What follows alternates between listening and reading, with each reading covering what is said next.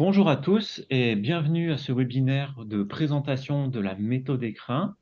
Je me présente, je suis Nicolas Guignard, directeur adjoint d'Envirobat BDM et je suis accompagné de Jean-Christophe Lutman qui est instructeur pour les projets écrins au sein d'Envirobat BDM.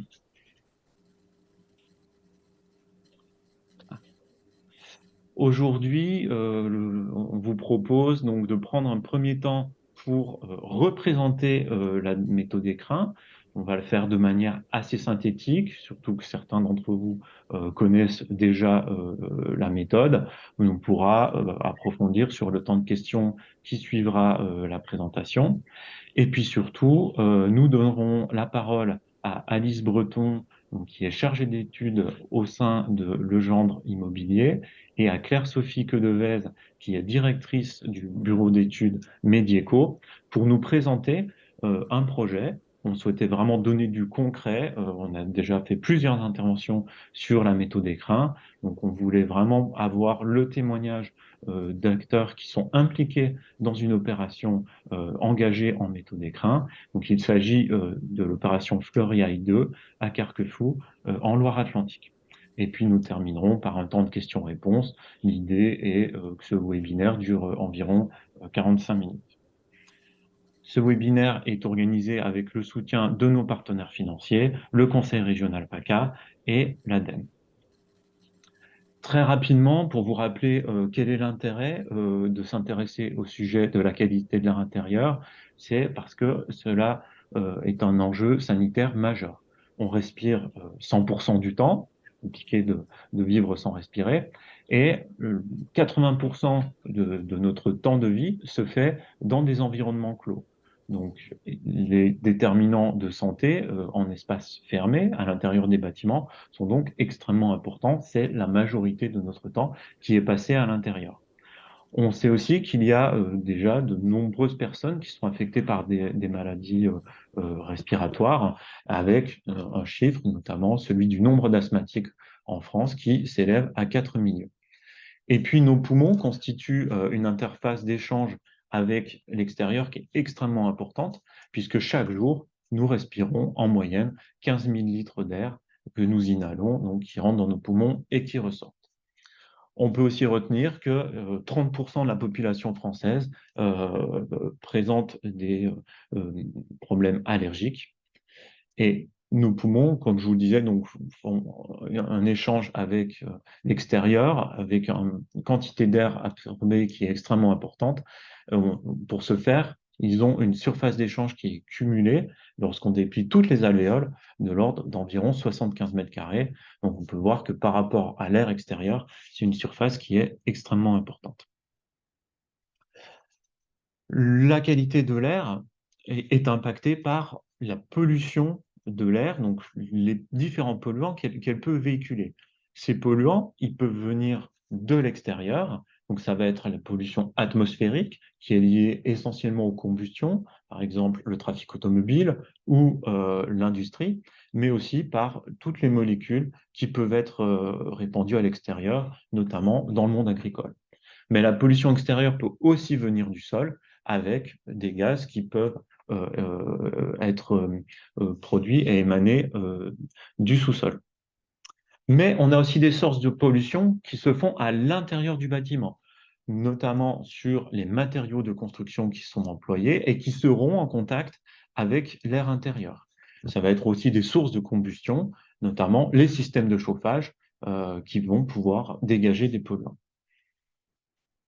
D'autres sources de pollution vont être liées à l'activité même des occupants. Au quotidien, nos usages et nos comportements vont pouvoir produire des polluants. On voit quelques exemples, ça peut être de l'encens, ça peut être les produits d'entretien, ça peut être aussi le tabagisme et tout un ensemble de produits, de molécules chimiques que nous pourrons introduire dans l'air intérieur.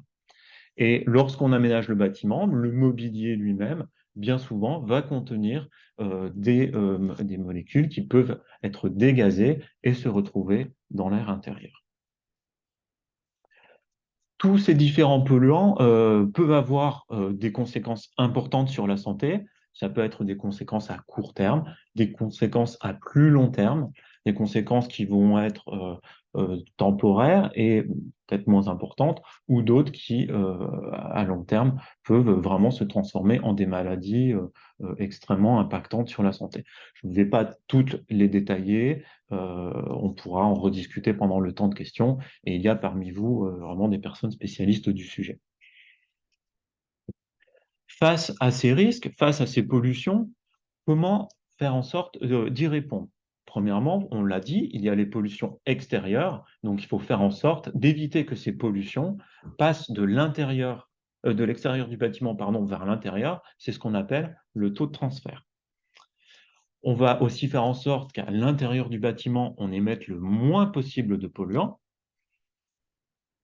Et un point qui est essentiel, puisque bien souvent on dit que la pollution est plus importante à l'intérieur du bâtiment qu'à l'extérieur du bâtiment, on va assurer un renouvellement de l'air, la plupart du temps donc via les systèmes de ventilation, pour faire en sorte qu'on puisse amener de l'air neuf à l'intérieur du bâtiment et qu'on évacue l'air vicié avec les polluants qui peuvent être contenus donc dans l'air intérieur. Et puis en dernier lieu, on va vraiment inciter aux bonnes pratiques, puisque le comportement des usagers à l'intérieur du bâtiment est primordial pour éviter de venir ajouter des polluants qui viendraient s'accumuler avec les polluants issus de l'air extérieur ou les polluants liés aux produits de construction à l'intérieur du bâtiment. Alors, si on vient faire le lien avec la méthode ECRIN, ECRIN est un acronyme pour engagement à construire responsable pour un air intérieur de qualité. Donc, en quoi la méthode ECRIN vient permettre de répondre à ces enjeux liés à la qualité de l'air intérieur? Tout d'abord, c'est une méthode qui vise à accompagner les projets et à faire en sorte qu'ils s'améliorent au fur et à mesure des différentes phases du projet pour aboutir aux meilleures réponses possibles sur cette question de la qualité de l'air intérieur. C'est également une méthode qui vise à faire collaborer l'ensemble des acteurs d'un projet et à les faire monter en compétences sur ces sujets pour qu'ils aient la meilleure compréhension possible et les meilleures réponses possibles à apporter à ces problématiques. Et au-delà d'être une méthode de management, c'est aussi une méthode qui va venir objectiver la performance du projet au travers des mesures qui vont être demandées à réception et au cours de la première saison de chauffe. Cette méthode, elle peut s'appliquer depuis la programmation jusqu'à la réception et à la première saison de chauffe. Elle couvre donc toutes les étapes qui vont de la programmation à ces premières saisons de chauffe. On peut la déployer dans les typologies de tertiaire et d'habitat. Elle ne pourra pas s'appliquer dans les typologies qui présentent des caractéristiques particulières, par exemple une piscine. Le référentiel n'est pas adapté à ces cas de figure. Et on peut la déployer aussi bien en construction neuve qu'en rénovation. Concernant le champ pris en compte, donc on va intégrer les polluants d'origine atmosphérique, les polluants aériens, les polluants issus du sol, les pollutions liées au bâti, comme on l'a déjà évoqué, et puis la prise en compte des équipements qui vont pouvoir permettre de gérer ces différentes sources de pollution. Pour vous donner une petite idée, puisque la méthode ECRIN n'est peut-être pas encore connue par tous et par l'ensemble des professionnels, il y a eu dans un premier temps une phase d'expérimentation qui s'appelait Manager, dans lequel il y a une bonne dizaine de projets qui ont été testés et qui ont participé à cette expérimentation. Et depuis la mise en place et le déploiement de la méthode ECRIN, on a, alors là, Claire-Sophie peut-être reprendra, mais on a maintenant à peu près une dizaine de projets qui sont engagés de manière formelle en démarche écran. Cette cartographie date du début de l'année, elle n'a pas été encore réactualisée. De manière synthétique, la méthode écrin, qu'est-ce que c'est? Donc déjà, c'est une méthode qui s'adresse à l'ensemble des acteurs d'un projet et qui vise à les faire travailler en bonne collaboration, puisque la question de la qualité de l'air intérieur est transversale à tous les corps de métier et puis va nécessiter une prise en compte sur toute la, la- la durée de vie du projet. On va commencer en phase diagnostique. C'est extrêmement important lorsqu'on parle de qualité de l'air, d'intégrer et d'avoir les bons éléments de diagnostic pour savoir quels vont être les éléments à prendre en compte lors de la construction du bâtiment et à chaque étape. Donc, on va voir l'insertion du site. Lorsqu'on a un bâtiment en rénovation, on va aussi venir faire un diagnostic de ce bâtiment. Ces éléments de diagnostic doivent être pris en compte lors de l'écriture du programme par le maître d'ouvrage et en fonction des contraintes, des sources de pollution, le maître d'ouvrage va à ce moment-là définir une ambition. Donc c'est vraiment le niveau qu'il souhaite atteindre sur la démarche écrin qu'on va revoir par la suite. Lors de la passation donc des contrat de prestation intellectuelle, le maître d'ouvrage doit venir intégrer à ce moment-là les éléments relatifs à la démarche écrin. L'équipe de conception, lors de sa réponse, doit venir apporter les réponses à ces éléments spécifiques du programme sur la qualité de l'air intérieur. Et lorsqu'il sera retenu, dans les différentes phases de conception, doit venir évidemment apporter les réponses qui vont permettre donc de répondre aux problématiques de qualité de l'air sur le site et aux ambitions fixées en termes de qualité de l'air intérieur. Lors de la passation des marchés de travaux, donc dans les DCE, les éléments relatifs à la méthode écrin doivent également être pris en compte. Et ensuite, évidemment, sur le chantier, c'est une phase qui est cruciale.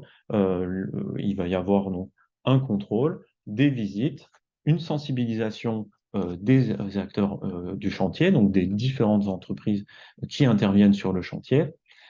Et c'est à ce moment-là qu'on va venir, en fin de chantier, vérifier et objectiver la manière dont on aura pris en compte la qualité de l'air intérieur avec des mesures. Et le résultat de ces mesures va conditionner l'obtention du label écrin et l'obtention de l'ambition qui a été fixée au départ. On aura donc, comme je vous l'ai dit, un deuxième contrôle au moment de la première saison de chauffe et on viendra enfin s'assurer que dans la passation des marchés d'exploitation, il y aura bien une prise en compte des caractéristiques de l'opération, donc de tout ce qui a été fait au préalable pour garantir une bonne réponse et une bonne performance des installations de ventilation notamment sur la qualité de l'air intérieur. Écrin, en termes de thème, on l'a déjà évoqué, ça va être 5 grands thèmes qui vont être pris en compte. Le cadrage, qui seront plutôt des éléments méthodologiques, et ensuite les différentes missions, qui sont au nombre de 4, qui vont venir traiter les pollutions atmosphériques, donc les pollutions de l'air extérieur. La mission 2 concernera les pollutions du sol. La mission 3, les pollutions à l'intérieur du bâtiment. Et la mission 4, la manière dont on va gérer ces pollutions et dont on va pouvoir évacuer notamment tous les polluants qui sont à l'extérieur, mais également les aspects liés à l'usage du bâtiment. À partir de tout ce qu'on va sélectionner comme exigence, on va viser une ambition. Ça va être vraiment le niveau de performance global qui sera attendu sur la mise en place de la méthode écrin sur ce projet. Parmi les exigences qui composent le référentiel, on va distinguer deux catégories. La première sera les exigences incontournables, donc celles qu'on va demander de manière obligatoire au sein de chacune des missions. Donc c'est ce qu'on considère comme étant quelque chose qui ne peut pas être négocié pour atteindre une bonne qualité de l'air intérieur sur le projet. Et ensuite, il y a une deuxième famille, donc ce sont les exigences essentielles qui, elles, vont être facultatives, qui vont être cochées en fonction de l'ambition et en fonction donc, de ce que le maître d'ouvrage souhaite atteindre sur le projet. Il faut un minimum, donc 70% de ces exigences soient cochées. Et en fonction du nombre d'exigences qui sont cochées, on va atteindre un niveau plus ou moins ambitieux de reconnaissance. À partir de 70%, qui est donc la base, on sera niveau bronze. À 80%, on sera niveau argent. Et au-delà de 90%, on atteindra le niveau or, donc le niveau le plus élevé de reconnaissance sur la méthode écrin. Un petit zoom pour terminer sur les acteurs qui interviennent sur le dispositif écrin. Au niveau national, vous avez l'ADEME qui est le propriétaire de la méthode. Donc, c'est l'ADEME qui a développé la méthode écrin depuis le démarrage et qui est le propriétaire de la marque et celui qui est garant du bon respect de la mise en œuvre de la méthode écrin. Au niveau national, l'ADEME s'appuie sur un groupement de coordination qui est constitué par Ville et Aménagement Durable, le Bureau d'études médicaux, donc Claire-Sophie Quenevès qui est aujourd'hui présente, et Envirobat BDM. Donc, ces trois structures assurent le déploiement au niveau national, l'appui dans les territoires, qui va gérer aussi les droits liés à la marque écrin et qui va piloter tout ce qui relève de l'évolution du référentiel.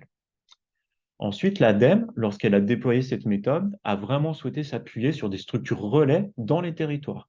Ces structures, qu'on va appeler structures ambassadrices, se mettent en place progressivement au niveau des régions.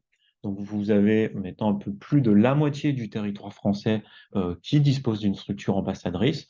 Ce sont en général les centres de ressources du réseau bâtiment durable, donc qui sont pilotés par l'ADEME et le plan bâtiment durable au niveau national, qui le déploient dans les territoires. Donc, pour la région Provence-Alpes-Côte d'Azur, il s'agit d'Envirobat BDR. Ces structures ont trois fonctions. Elles sont là pour sensibiliser l'ensemble des acteurs de la filière bâtiment à la méthode écrin. Elles sont là aussi pour former les accompagnateurs écrins et enfin pour mettre en place l'instruction des projets lorsque des maîtres d'ouvrage s'engagent dans la méthode écrin. Et puis, troisième acteur, qui est vraiment l'acteur clé, ce sont les accompagnateurs écrins qui vont être au sein des équipes projets, la cheville ouvrière, qui vont être vraiment l'animateur du dispositif écrin au sein de chaque projet. Donc, ils sont là pour s'assurer que les engagements qui sont pris et l'ambition qui est visée soient bien respectés, pour venir également renseigner le référentiel et pour venir animer au sein des équipes du projet le référentiel et le dispositif écrin.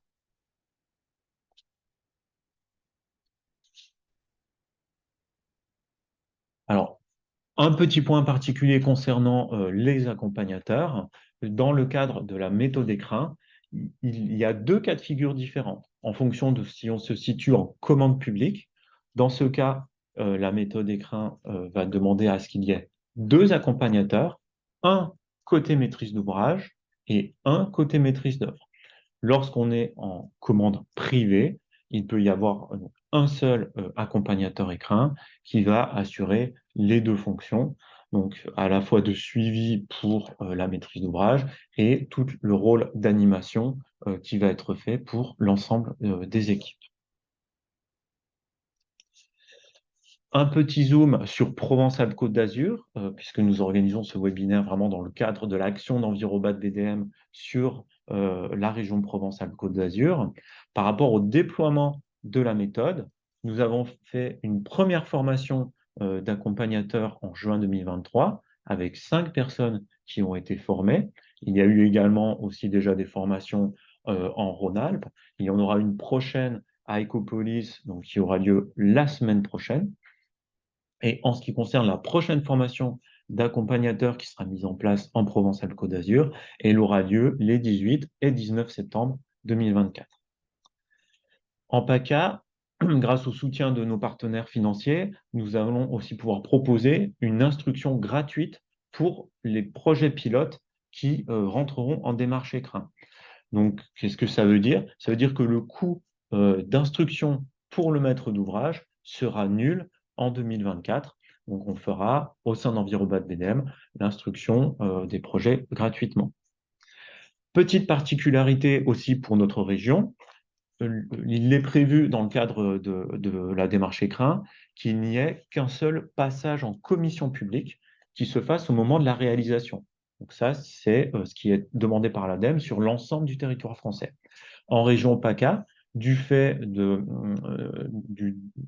la démarche de qualité environnementale que nous portons, qui s'appelle Bâtiment durable méditerranéen, nous avons souhaité rajouter une commission d'évaluation supplémentaire qui se fera en phase conception, c'est-à-dire avant le dépôt du permis de construire. Nous avons également été attentifs à créer un lien entre la méthode écrin et notre démarche de qualité environnementale, donc bâtiment durable méditerranéen, qui comporte une partie importante sur le sujet de la santé. Donc, nous avons travaillé à l'articulation et à la cohérence entre la méthode écrin et la démarche BDR. Et vos contacts pour la région PACA donc, seront moi-même, mon collègue Jean-Christophe Schlittmann, pardon, qui est ici présent, et notre développeur commercial, Jean-Paul Lopez. Quelques petits liens que vous aurez pour ceux qui souhaiteraient en savoir plus sur la méthode écrin. L'ADEME a réalisé un certain nombre de vidéos qui sont disponibles sur Dailymotion et également des supports de sensibilisation qui viennent reprendre et compléter les différentes informations que je vous ai dites au préalable. Voilà, je m'en arrêterai là. Je ne suis pas rentré trop dans le détail parce qu'un certain nombre d'entre vous connaissent déjà la méthode écrin. Est-ce qu'il y aurait des questions peut-être déjà dans le chat ou est-ce qu'il y a des besoins d'éclaircissement par rapport à ces différentes informations? Claire-Sophie, est-ce qu'il y a des points sur lesquels tu souhaiterais réagir? Alors, moi, j'ai commencé à répondre dans le chat. Ah, mais S'il y avait une question sur les prérequis pour la formation écrin, les prérequis pour la formation écrin, c'est des connaissances sur la qualité de l'air intérieur globale, pas une expertise sur la qualité de l'air intérieur, et puis une connaissance aussi des phases d'un projet. Parce qu'on va parler d'APS, d'APD, enfin des différentes phases. Donc, c'est plutôt en fait connaître un peu la méthodologie d'AMO. voilà, tout à fait. Deux types d'acteurs peuvent prétendre à devenir accompagnateurs écrins, soit des acteurs du bâtiment, de la maîtrise d'œuvre ou de l'assistance à maîtrise d'ouvrage qui vont pouvoir quand même justifier qu'ils ont certaines maîtrises des sujets liés à la qualité de l'intérieur, soit des acteurs de la métrologie. Donc, vous savez que dans le cadre de la réglementation sur la qualité de l'air dans les ERP, il peut y avoir des mesures qui sont réalisées. Donc, il y a déjà pas mal d'acteurs qui sont accrédités pour réaliser ces mesures et qui peuvent donc être intéressés pour aussi déployer à leur niveau la méthode écran. Alors, est-ce qu'il y avait d'autres questions? N'hésitez pas à lever la main et à réagir à l'oral.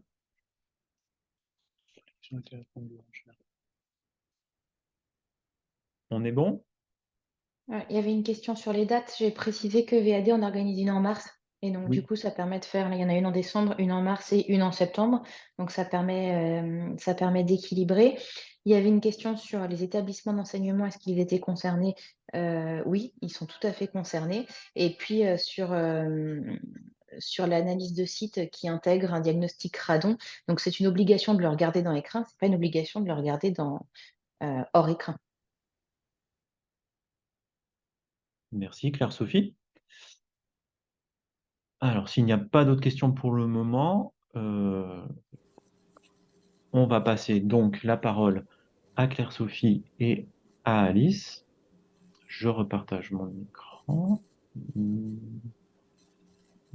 Excusez-moi, petite erreur de manip.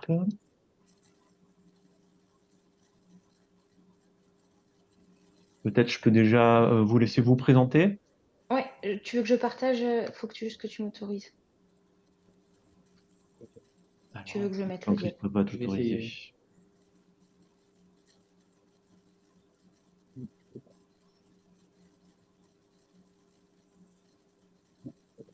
je te retrouve. Donc, du coup, je profite du petit battement. Donc, moi, je suis Alice Le Breton. Je travaille pour Legendre Immobilier, un promoteur. Je suis responsable d'études. Et aujourd'hui, je vais vous parler d'une opération de logement qui s'inscrit dans cette démarche écrin. Et comme vous l'avez vu sur la carte présentée par Nicolas tout à l'heure, donc on est en Loire-Atlantique et aujourd'hui, on est le premier projet à s'être engagé dans la démarche écrin en Loire-Atlantique. On est bon, Claire-Sophie, le partage est OK. Ok, du coup, si c'est moi qui commence la présentation, est-ce qu'on peut passer à la slide suivante? Voilà, parfait. Donc là, vous avez à l'écran l'opération de logement de Carquefou, la Fleuriet 2, qui s'appelle Lisière. Et donc, vous devinez, enfin, vous voyez qu'il y a 5 plots de bâtiments collectifs. Et puis un petit peu plus en bas, on voit des sortes de longères. Ce sont en fait des maisons individuelles accolées. Donc en fait, ce que je vais vous présenter, c'est comment, du point de vue du promoteur, est née la volonté de s'engager dans une démarche de bien-être et de santé pour l'habitant.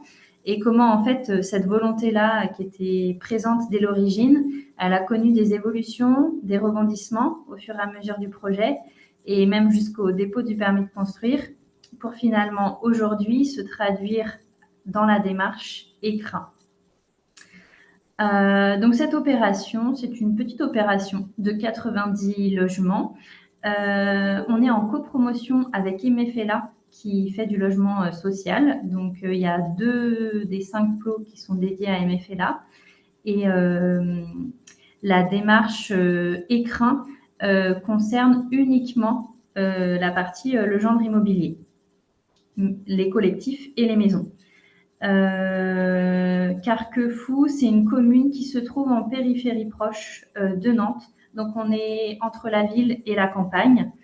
Et donc, c'est un projet sur lequel, dès le début, on a porté des engagements assez variés. À la fois, on voulait une labellisation Passive House.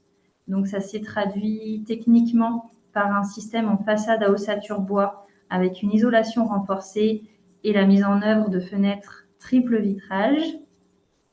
Les orientations sont privilégiées au sud et pour les fenêtres, et toutes les toitures orientées au sud sont recouvertes de panneaux photovoltaïques qui permettent de l'autoconsommation et donc de diminuer les besoins en électricité pour les futurs habitants. Voilà, donc il y avait déjà ces 2 engagements-là qui existaient, et en parallèle, on voulait aussi s'engager pour la santé et le bien-être des futurs habitants dans ce contexte entre ville et campagne. Donc dès les tout premiers coups de crayon lors du concours, les développeurs avaient retenu cette ligne directrice avec la citation de Victor Hugo: « Mettre tout en équilibre, c'est bien, mettre tout en harmonie, c'est mieux ». Donc, à partir de là, on a fait appel à Medieco pour essayer de faire résonner cette phrase, pour nous accompagner et façonner un programme qui soit favorable à la santé et au bien-être des habitants. Et en fait, pour tout vous dire, au début, on n'est pas parti sur la démarche écrin. Au début, on a envisagé le label WELL. Donc, c'était également Medieco qui nous accompagnait.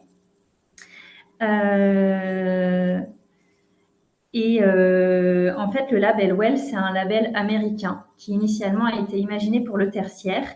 Et il y a certaines des préconisations du label WELL qui rentraient un peu en dissonance avec les autres engagements qu'on avait pris, comme le passif et aussi la volonté d'avoir des matériaux plutôt biosourcés et d'être un projet en sobriété et en paisibilité.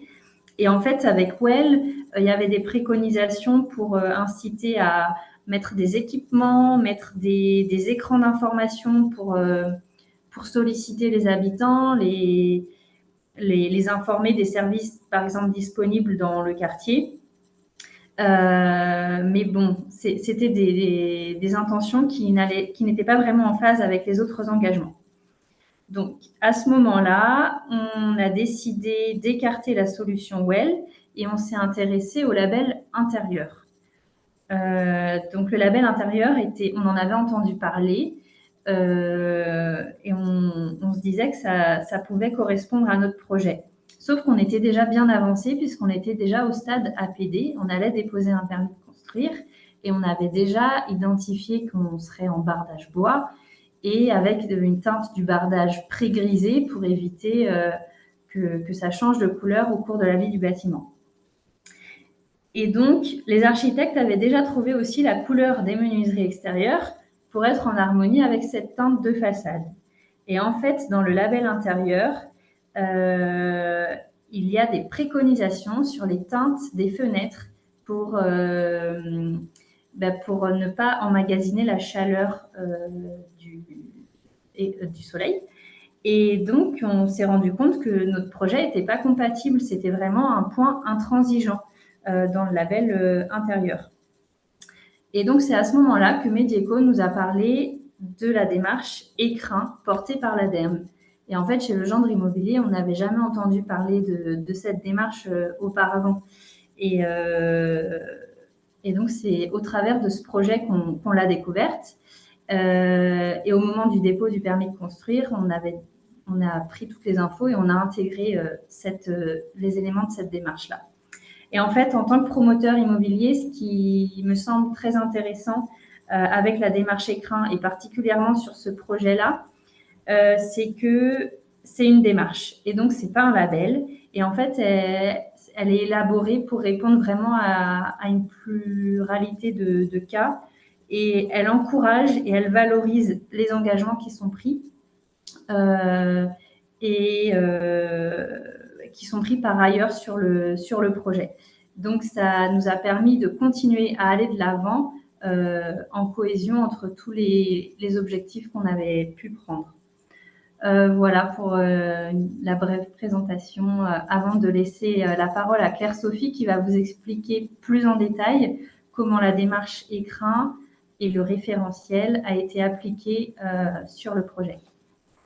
Merci Alice.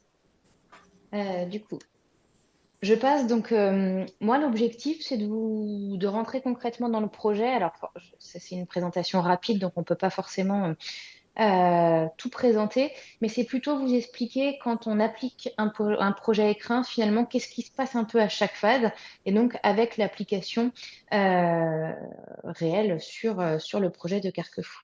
Donc en fait, à partir du moment où la démarche elle a été actée, qu'on savait que le projet allait s'intégrer dans une démarche écrin, on a organisé une réunion de présentation de ces démarches à l'ensemble des acteurs qui allaient être impliqués sur le projet. Présentation, pourquoi? Alors, on met tous les acteurs autour de la table et on leur explique ce qu'est écrin, ce que sont les enjeux de la qualité de l'air intérieur. Et donc, on développe chaque étape de la démarche et un peu qu'est-ce qu'elle va impliquer dans leur rôle, quel va être leur rôle à chaque étape du projet, qu'est-ce qu'écrin va impliquer, quelles sont les contraintes, qu'est-ce qu'on va leur demander, est-ce que ça implique des réunions supplémentaires. Donc, on développe chaque étape et puis on explique ce qu'on va faire à chaque étape et qui est-ce qu'on va solliciter. Et donc, pour essayer de partager un peu, d'une part, les enjeux de la qualité de l'air, mais aussi un discours commun pour qu'on sache que la qualité de l'air va être présente à chaque étape.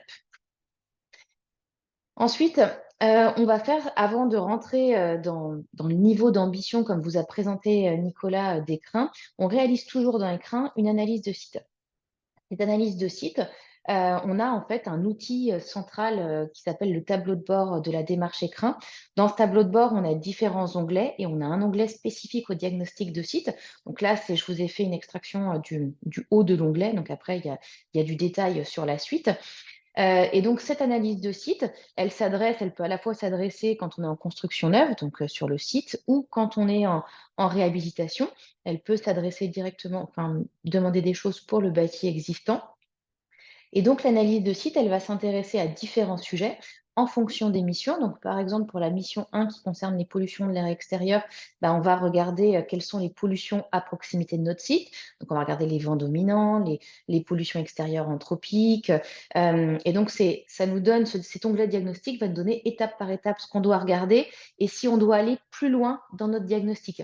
Donc, si on identifie des sources de pollution, est-ce qu'on arrive à recueillir de la donnée chiffrée sur la pollution de l'air extérieur? Si cette pollution, elle paraît importante, est-ce qu'on décide ou pas de réaliser des mesures in situ? Donc là, dans le cadre de notre projet, on n'était pas concerné. La mission 2, on va regarder 2 choses. D'une part, les pollutions de sol naturelles, donc comme le radon, ou les pollutions de sol d'origine anthropique. En mission 3 et la mission 4, on n'était pas concerné sur ce projet puisqu'on était en construction neuve et pas en réhabilitation. Donc, on remplit ce diagnostic de site. Donc, nous, dans ces cas-là, on rend un rapport spécifique analyse de site écrin. Donc là, ce que vous voyez, c'est qu'on a été chercher des stations à proximité pour essayer de recueillir des données quantifiées qui nous permettent de caractériser la pollution de l'air extérieur, donc sur le dioxyde d'azote notamment et les particules fines. Donc là, quand on compare au seuil recommandé par l'OMS, on se rend compte qu'on n'est pas concerné par la mission 1. Et c'est une spécificité d'Écrin, c'est vraiment que Écrin est fait de 4 missions plus les exigences de cadrage. La mission 1 et la mission 2, elles ne sont appliquées au projet que si on a une source de pollution, air extérieur ou sol, qui concerne le projet. Donc nous, dans ce cadre du projet de Carquefou, on n'est pas concerné par la mission 1. Par contre, pour la mission 2, on n'a pas de pollution de sol anthropique. Et par contre, on a vous voyez la carte radon. On a Nantes et donc Carquefou est au nord-est de Nantes. Donc on est sur une zone qui est classée en termes de risque radon en catégorie 2. Donc dans le cadre d'Écrin, on est concerné par le risque radon. Une fois qu'on a fait ça, ça veut dire qu'on sait quelles sont nos données d'entrée. Nos données d'entrée, c'est qu'on ne va pas être concerné par la mission 1, mais qu'on va être concerné par la mission 2 sur la pollution de sol. Une fois qu'on a notre analyse de site qui est faite, en tout cas, nous, notre façon d'accompagner le projet, on réorganise une réunion où là, c'est la réunion de définition de l'ambition écrin. C'est-à-dire qu'on a déjà regardé par rapport au projet, aux caractéristiques qui étaient demandées dans la consultation par rapport à ce que l'équipe projet veut, comment est-ce qu'elle souhaite orienter le projet et par rapport à notre analyse de site. On va venir balayer l'ensemble des exigences écrins et donc sélectionner.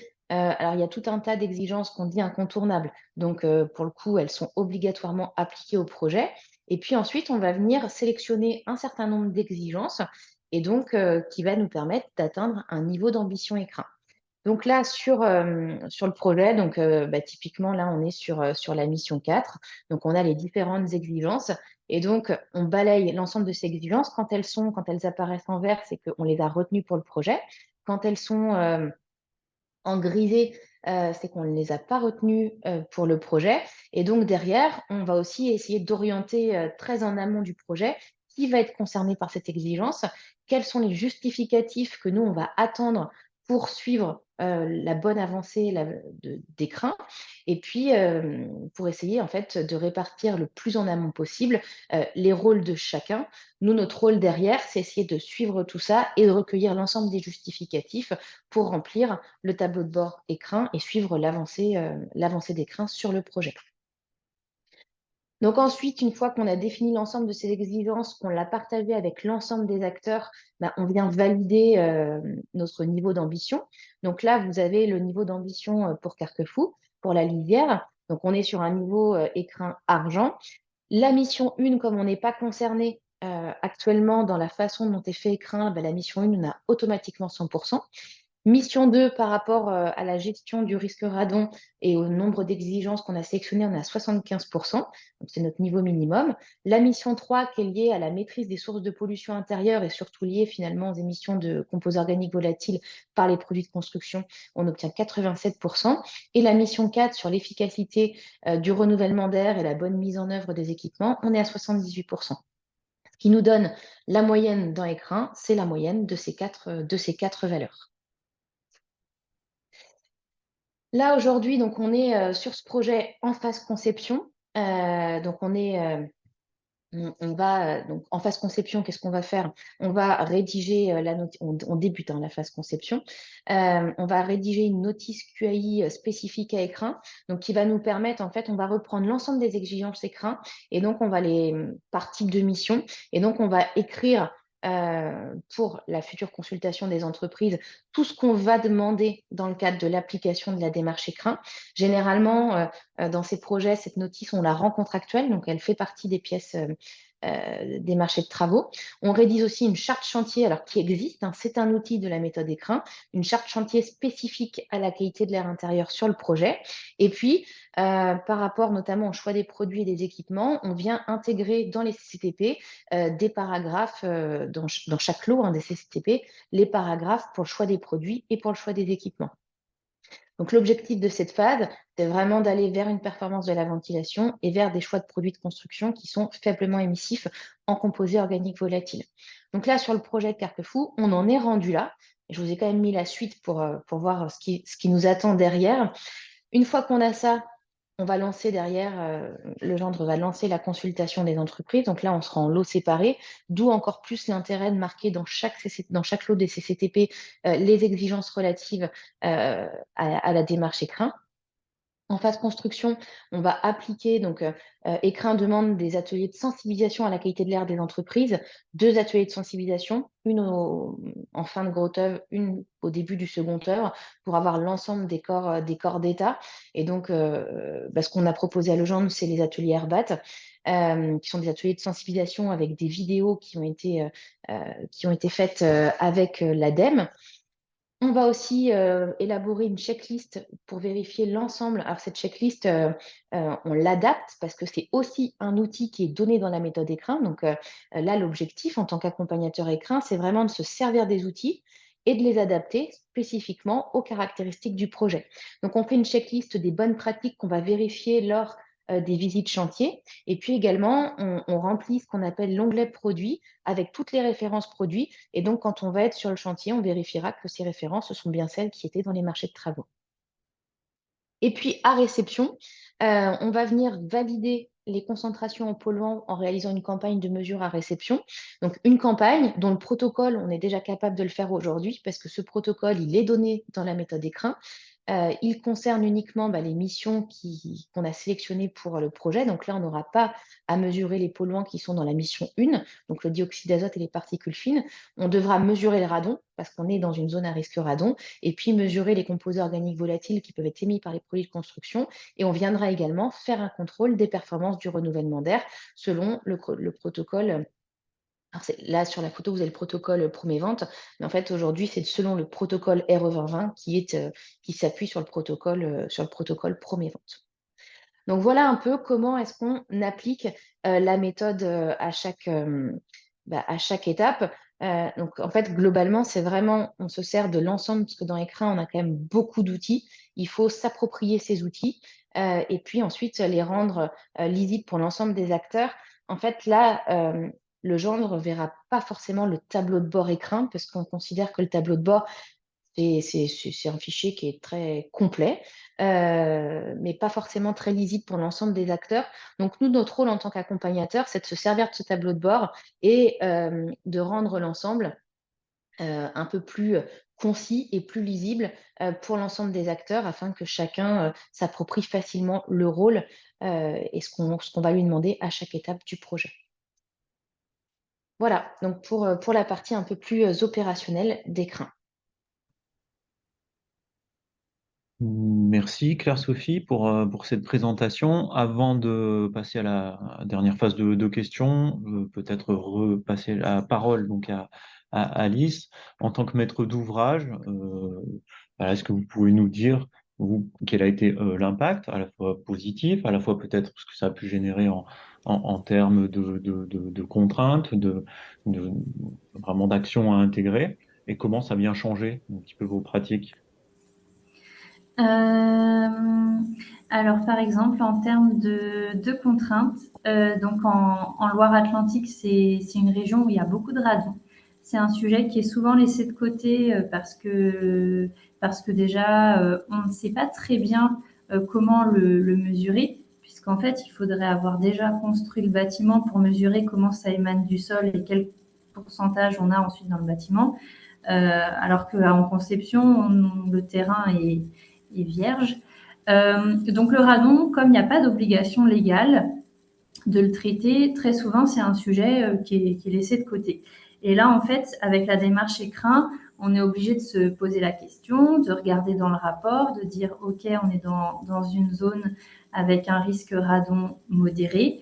Et en fait, du coup, Medieco nous a proposé des solutions pour atténuer les effets du radon. Donc, on n'est pas à 0 radon, mais on a mis en place 2 solutions additionnelles.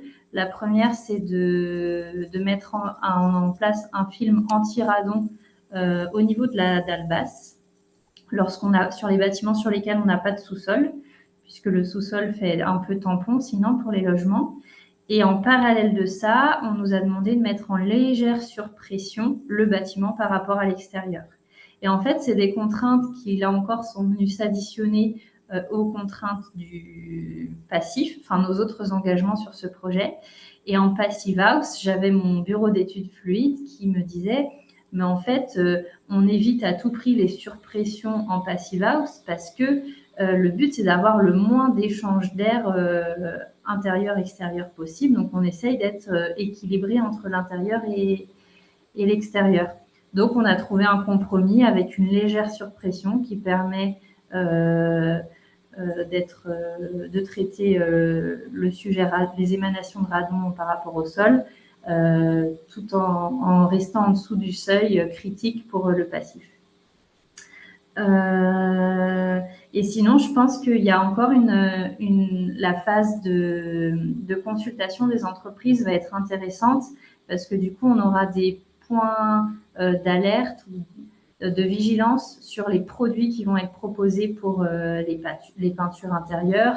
Là où nous, en tant que maîtrise d'ouvrage, on est assez habitué à demander de la peinture et puis à regarder surtout le prix au mètre carré le plus avantageux et la qualité du rendu, des choses comme ça. Voilà. Est-ce que comme vous êtes quand même sur ce projet engagé dans 2 démarches, alors une plus de type énergétique et l'autre plus sur les questions sanitaires, derrière en termes de commercialisation en tant que promoteur, ce sont des arguments que vous allez vraiment valoriser, mettre en avant? Oui, pour la démarche écrin, c'est quelque chose qui est valorisé dès les plaquettes de vente. Donc aujourd'hui, le lancement commercial n'a pas encore eu lieu, mais les équipes marketing commencent déjà à y réfléchir. Et c'est un argument qu'elles souhaitent mettre en avant. Et il est intégré dans la partie introduction sur le contexte, en fait, entre ville et campagne. Et c'est là qu'ils introduisent aussi l'engagement dans la démarche écrin. Et après, ce que je trouve super intéressant aussi avec la démarche écrin, c'est qu'au-delà de penser à l'usager final, il y a aussi la question des personnes qui vont travailler sur le chantier pendant 2 ans et le fait comment dire, il y a aussi des cibles d'action qui concernent cette phase-là. Et pour le coup, c'est des gens qui travaillent dans des contextes qui peuvent être quand même pas mal pollués. Et donc, il y a des préconisations d'aération des bâtiments en phase chantier avec, je voyais qu'il y avait des questions sur voilà, des petites sondes pour mesurer le niveau de CO2. C'est des choses qu'on peut mettre en place aussi en phase chantier. Et ça, je trouve que pour la profession, c'est une belle avancée. Oui. Alors, Sophie, tu voulais réagir Non, mais enfin, ce qu'Alice dit, c'est intéressant parce que moi, je pense que dans les atouts aujourd'hui d'Écrin, c'est de pouvoir faire de la qualité de l'air un sujet qui intéresse chaque acteur, ce qui n'était pas forcément le cas aujourd'hui. Et puis, effectivement, Écrin était d'abord destiné à la qualité de l'air du futur bâtiment, donc aux futurs occupants, mais il y a quand même une partie, c'est ce qui la différencie beaucoup hein, des d'autres démarches, c'est que le chantier a une part très importante dans Écrin. Il y a un nombre de visites à faire, il y a des choses à vérifier, parce qu'on sait qu'aujourd'hui, intégrer des exigences dans des pièces écrites, en soi, c'est simple, parce que notamment elles sont listées, mais encore faut-il derrière vérifier que tout ça se soit respecté et bien mis en œuvre. Et en fait, on sait qu'en qualité de l'air intérieur, l'enjeu, il est là aujourd'hui. Merci. Il y a eu quelques questions dans le chat. Une question qui porte sur la variation du débit de ventilation. On sait que en milieu scolaire, il y a une intensité d'usage qui est forte, qu'il y a aussi une intermittence de l'usage qui a un impact important sur le dimensionnement des équipements. Euh, Est-ce que on a la possibilité de faire varier les niveaux de ventilation, les débits, pour répondre à la fois aux impératifs et thermiques et sanitaires?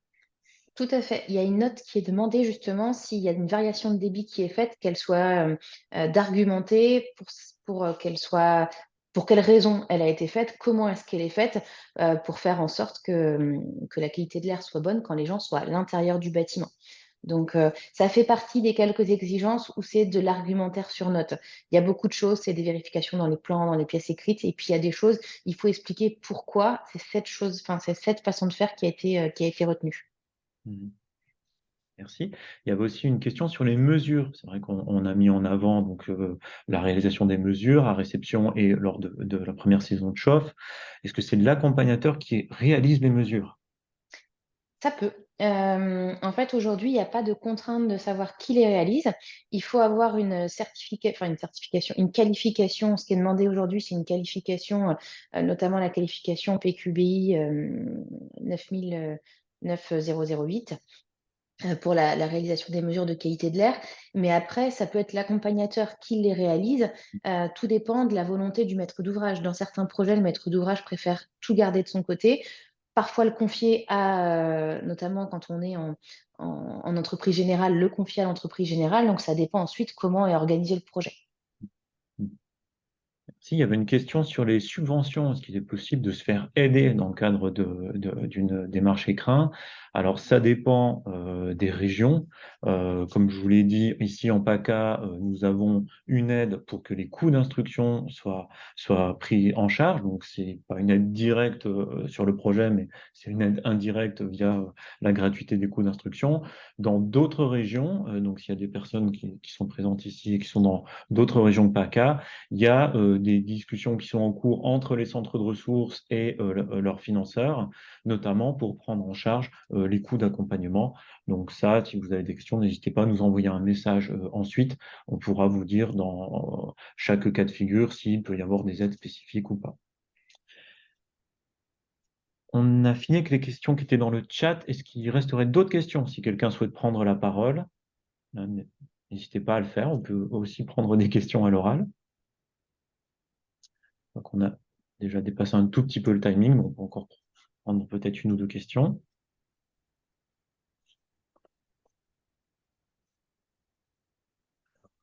Il n'y en a pas d'autres. Il nous reste donc à vous remercier, donc Alice et Claire-Sophie, pour votre témoignage. On suivra attentivement, puisque donc actuellement, il n'y a encore pas de bâtiment engagé en démarche écrin qui soit livré, hein, Claire-Sophie, je parle sous tout contrôle.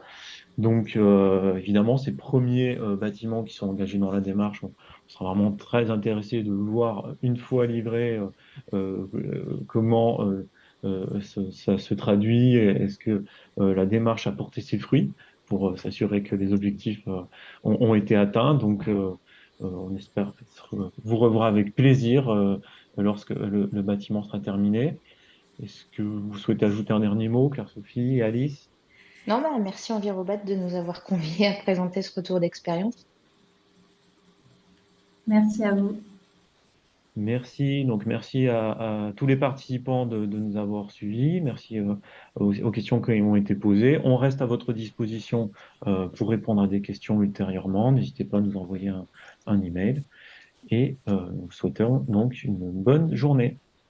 Au revoir à tous. Bonne journée. Au revoir. Bonne journée à tous. Au revoir.